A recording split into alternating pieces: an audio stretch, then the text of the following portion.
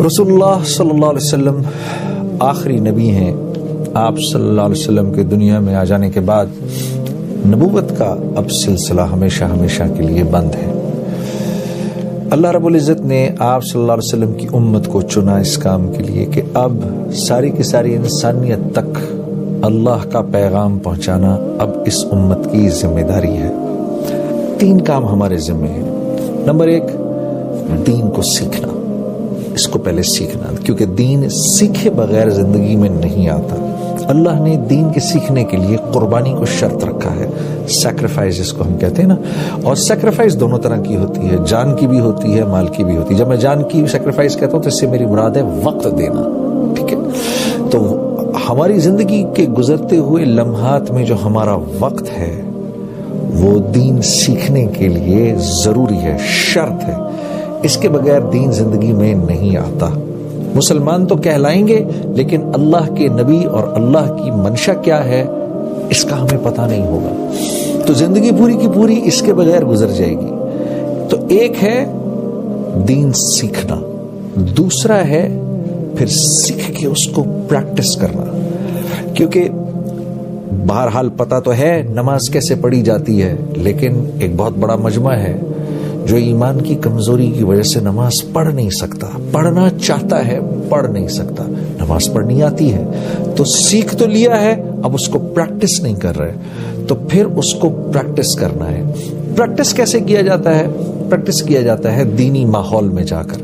آپ جس ماحول میں جائیں گے ماحول اپنا تاثر رکھتا ہے. اللہ نے انسان کو ماحول کا پابند بنایا ہے. جب ہم ماحول میں آتے ہیں تو ماحول میں آ جانے کے بعد ہمارے اوپر ایسے اللہ کا ایک نظام چلتا ہے کہ ہم اس ماحول کا اثر لینا شروع کر دیتے ہیں.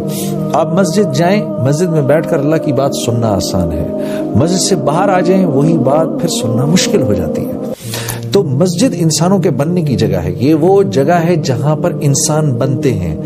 مسجد میں ایک گھنٹے تک آدمی بیٹھ کر اللہ کی بات سن سکتا ہے. مسجد سے باہر نکلنے کے بعد وہی بات 1 گھنٹے تک سننا مشکل ہو جاتا ہے.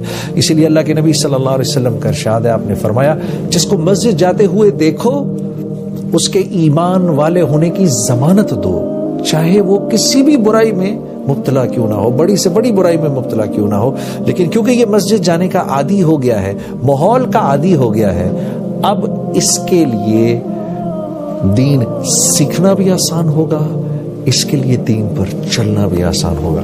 تو یہ ہماری دوسری ذمہ داری ہے، دین سیکھنا، اس کو پریکٹس کرنا، اور تیسری ذمہ داری ہے کہ پھر اس دین کو دنیا کے ایک کونے سے دوسرے کونے تک لے کے جانا. رسول اللہ صلی اللہ علیہ وسلم کی عبادت سارے عالم میں جا کر کرنا، رسول اللہ صلی اللہ علیہ وسلم کے اخلاق سارے عالم میں لے کے جانا، رسول اللہ صلی اللہ علیہ وسلم کے معاملات سارے عالم میں لے کے جانا، رسول اللہ صلی اللہ علیہ وسلم کی معاشرت سارے عالم میں لے کے جانا. یہ 3 ذمہ داریاں ہیں ہماری اب. اور جو ان ذمہ داریوں پر چلے گا، اللہ اس کی دنیا بھی بنائیں گے، آخرت بھی بنائیں گے. یا ایھا الذین آمنوا ان تنصروا اللہ ینصرکم وَيُثَبِّتْ أَقْدَامَكُمْ. اے ایمان والو تم میری مدد کرو، ہم تمہاری مدد کریں گے اور تمہارے قدم جما دیں گے. اللہ رب العزت بے نیاز ہے، صمد ذات ہے، اللہ کو ہماری مدد کی کیا ضرورت. اللہ کا ایمان والوں کو پیار سے سمجھانے کا ایک انداز ہے. ایسے علماء کرام ہمیں اس بات کو سمجھاتے ہیں کہ ان تنصروا اللہ ینصرکم سے مراد کیا ہے؟ تمہیں جو ذمہ داری دی گئی ہے تم اس ذمہ داری کو پورا کرو، پھر تمہاری دنیا ہم بنائیں گے. عزیز دوستو، جو ایک بات بڑی مشکل سے، بڑی ریاضت کے بعد سمجھ میں آتی ہے وہ یہ کہ آدمی دنیا اپنی خود نہیں بنا سکتا، دنیا آدمی کی بنائی جاتی ہے من جانب اللہ. دنیا اللہ نے اپنے ذمہ رکھی ہے. اسی لیے ہم اللہ رب العزت سے دعا کرتے ہیں اللہم انی اسألک حیاتن طیبہ، اے اللہ مجھے حیاتن طیبہ عطا فرما، مجھے اچھی زندگی عطا فرما، کیونکہ اچھی زندگی دی جاتی ہے، اچھی زندگی خود زور لگا کے بنائی نہیں جا سکتی، اس کے لیے صحیح طریقے صحیح راستے پر چلنا پڑتا ہے، جو راستہ متعین کیا گیا ہے اس راستے پر چلیں گے تو وہ خوبصورت زندگی ملے گی۔ اگر اس راستے پر نہیں چلیں گے اور اپنی عقلیں استعمال کریں گے، مثال کے طور پہ میں نے کراچی سے حیدرآباد جانا ہے، نیشنل ہائی وے ہے، نیشنل ہائی وے پر چلتا رہوں گا تو 2 سے 2.5 گھنٹے میں پہنچ جاؤں گا، اور اگر کراچی شہر سے نکلتے ہی بجائے اس کے کہ میں نیشنل ہائی وے پہ اپنی گاڑی ڈالوں، میں نے گاڑی ڈال دی کچے میں، اور میں کہوں یار میں نے کچے پہ گاڑی چلا کر جانا ہے، تو کچے پر گاڑی چلا کر جانے میں پہنچ تو شاید کبھی نہ کبھی جاؤں حیدرآباد، لیکن گاڑی توڑوں گا، اپنی زندگی تکلیف میں ڈالوں گا، اور کتنی تکلیف میں ڈالوں گا اس کا اندازہ آپ کر سکتے ہیں۔ اس لیے اللہ اور اس کے رسول کے بتائے ہوئے راستے سے جب ہم لوگ دائیں بائیں ہوتے ہیں پھر ہم اپنا ہی نقصان کرنا شروع کر دیتے ہیں، اور پھر زندگی مشکل ہو جاتی ہے، حالات گھیر لیتے ہیں، حالات گھیر لیتے ہیں، وہ آ جاتے ہیں ارد گرد سے، آدمی مصیبت کو یہاں سے ہٹاتا ہے، مصیبت یہاں سے ہٹتی ہے، یوں جاتی ہے اور یوں گھوم کے آتی ہے کہ اب میں پیچھے سے آؤں گی، پھر پیچھے سے آتی ہے اور پیچھے سے آ کر پھر تکلیف دیتی ہے، پھر وہاں سے جاتی ہے، اس کو وہاں سے ہٹاتے ہیں، پھر گھوم کے آتی ہے، اب وہاں سے آؤں گی، اور جب راستے پر تو نہیں پڑتے، مصیبت کو ہٹانے کے چکروں میں پڑے رہتے ہیں، وہ مصیبت وقت کے ساتھ ساتھ بڑی ہوتی جاتی ہے، ہوتی جاتی ہے، ہوتی جاتی ہے۔ دین دیا ہی اس لیے گیا ہے کہ آدمی دنیا کے اندر ایک خوبصورت زندگی گزار سکے، دین دیا ہی اس لیے گیا ہے کہ مختلف زبانوں، مختلف علاقوں، مختلف سوچوں کے اور آئیڈیالوجی کے لوگوں کے ساتھ، اور مختلف ملکوں کے لوگوں کے ساتھ میں مل جل کر کیسے رہوں، جن کی مختلف تہذیبیں ہیں، جن کی مختلف سوچیں ہیں، ان کے ساتھ میں مل جل کر کیسے رہ سکتا ہوں، دین اس لیے دیا گیا ہے۔ لوگ آپس میں اپنا حق چھوڑ کر دوسرے کو دینے والے کیسے بن جائیں، دین اس لیے دیا گیا ہے۔ جس معاشرے میں ہر شخص اپنا حق چھوڑنے والا ہو اور دینے والا ہو، اس معاشرے کے اندر قتل و غارت کیسے ہو سکتی ہے؟ اس معاشرے کے اندر کوئی کسی کے حق پر ڈاکہ کیسے ڈال سکتا ہے؟ ڈالے گا ہی نہیں، وہ تو معاشرہ ایسا ہوگا۔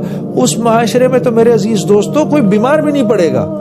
حضرت عمر رضی اللہ تعالیٰ عنہ کے دور میں ایک طبیب تھا غیر مسلم، اس زمانے میں مدینہ جب مسلمانوں کا عروج تھا، اسلام کا عروج تھا، تو مدینہ ایسے تھا جیسے آج ہمارے یہاں دنیا کے بڑے بڑے شہر جیسے نیو یارک سٹی ہے اور لنڈن ہے، مدینہ ایسے تھا، باہر سے لوگ مدینے آ کے رہا کرتے تھے اسلام سیکھنے کے لیے۔ تو یہ غیر مسلم طبیب تھے، یہ ایک دن حضرت عمر رضی اللہ تعالیٰ عنہ کے پاس آئے اور کہا کہ 1 سال ہو گیا ایک بھی مریض میرے پاس نہیں آیا، کیا اس کی وجہ یہ ہے کہ میں مسلمان نہیں ہوں؟ حضرت عمر رضی اللہ تعالیٰ عنہ نے اپنے رفقا کو اور صحابہ کرام کو بلایا، کہا بھائی یہ کیا بات ہوئی ہے، ہمارا مہمان آیا ہوا ہے، تم لوگ جاتے نہیں اس کے پاس؟ تو لوگوں نے سوچ کر سمجھ کر پھر کہا کہ امیر المومنین کا تو بیماری نہیں پڑتا ہم میں سے کوئی، تو بیماری نہیں پڑتے ہم۔ کہا وہ کیسے؟